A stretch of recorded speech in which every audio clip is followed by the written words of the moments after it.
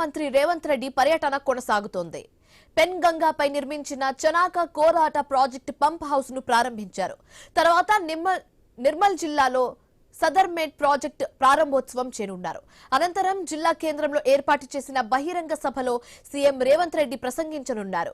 CM సభకు సంబంధించి full details మా ప్రతినిధి శ్రీనివాస్ అందిస్తారు.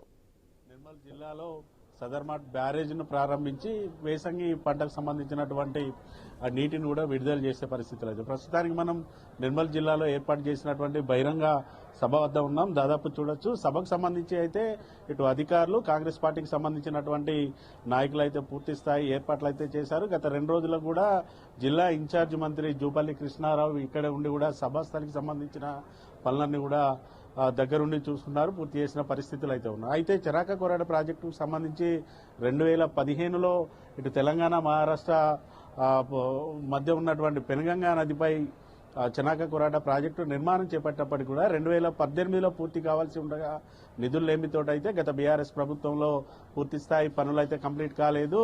గత నెలలో సీఎం రేవంత్ రెడ్డి ఆదిలాబాద్ పర్యటనలో దాదాపుగా జిల్లాకు సంబంధించి అభివృద్ధికి బాటగా అయితే 500 కోట్ల నిధులైతే విడుదల చేశారు. ఈ నేపథ్యంలో చనాక కోరాట ప్రాజెక్టుకు సంబంధించి 57 కోట్లతోటి పూర్తి స్థాయి పనులను అయితే పూర్తి చేయడంతో దాదాపుగా 40 ఏళ్లుగా ఇటు ఆదిలాబాద్ బోత్ రైతుల కలనైతే సాకారమైంది. చనాక కోరాట ప్రాజెక్టు ద్వారా 2 నియోజకవర్గాల్లో దాదాపుగా 51,000 ఎకరాలకైతే ఇటు సాగునీరు అందించే అవకాశాలు అయితే ఉన్నాయి. మరోవైపు పిప్పల్ కోడ్ వద్ద రిజర్వాయర్ పూర్తి చేస్తే కనుక అక్కడ వాటర్ స్టోరేజ్ చేసి కూడా పూర్తి స్థాయిలో మళ్ళీ ఇటు ఆదిలాబాద్ రైతులకైతే నీరు అందించే అవకాశాలు అయితే ఉన్నాయి. ఈ నేపథ్యంలో ఇటు చనాక కోరాట ప్రాజెక్టుకు సంబంధించి అయితే పూర్తి స్థాయి పనులు అయితే పూర్తి చేశారు.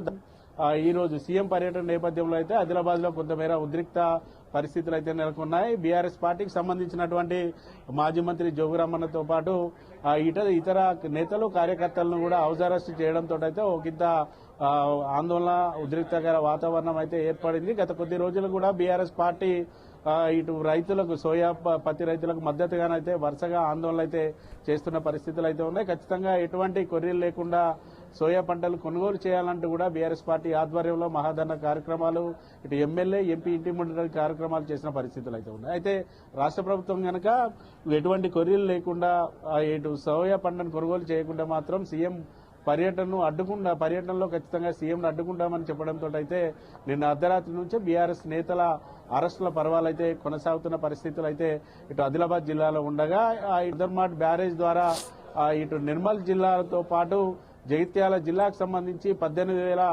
ఎకరాల రైతులకు ఆయకట్టు సాగుకైతే నీరందించే అవకాశాలైతే ఇటు సదర్మాట్ బ్యారేజ్ ద్వారానైతే ఉన్నాయి. ఇప్పటికే సదర్మాట్ ప్రాజెక్టుకు సంబంధించి కూడా అన్ని రకాల ఇటు కెనాల్స్ కు సంబంధించి పిల్ల కాలువలకు సంబంధించి కూడా అన్ని రకాల ఏర్పాట్లు అయితే పూర్తి చేశారు. ఈ రోజు సీఎం ఇటు సదర్మాట్ బ్యారేజ్ ను ప్రారంభించిన తర్వాతనైతే యాసంగి పంటకు సంబంధించి కూడా రైతులకు సాగునీరు అందించే అవకాశాలు ఉన్నాయి. అయితే మధ్యాహ్నం 2 గంటలకి నిర్మల్ జిల్లా కేంద్రంలో ఏర్పాటు చేసినటువంటి సభా ప్రాంగణానికి సీఎం అయితే చేరుకున్నారు. సభకు సంబంధించి కూడా పూర్తి స్థాయి ఏర్పాట్లు అయితే ఏర్పాటు చేశారు. ఇప్పటికే కాంగ్రెస్ పార్టీకి సంబంధించిన నేతలు కూడా భారీగా జన సమీకరణ చేసి సభకు తరలించే ప్రయత్నాలు అయితే చేస్తున్న పరిస్థితులు అయితే ఉన్నాయి.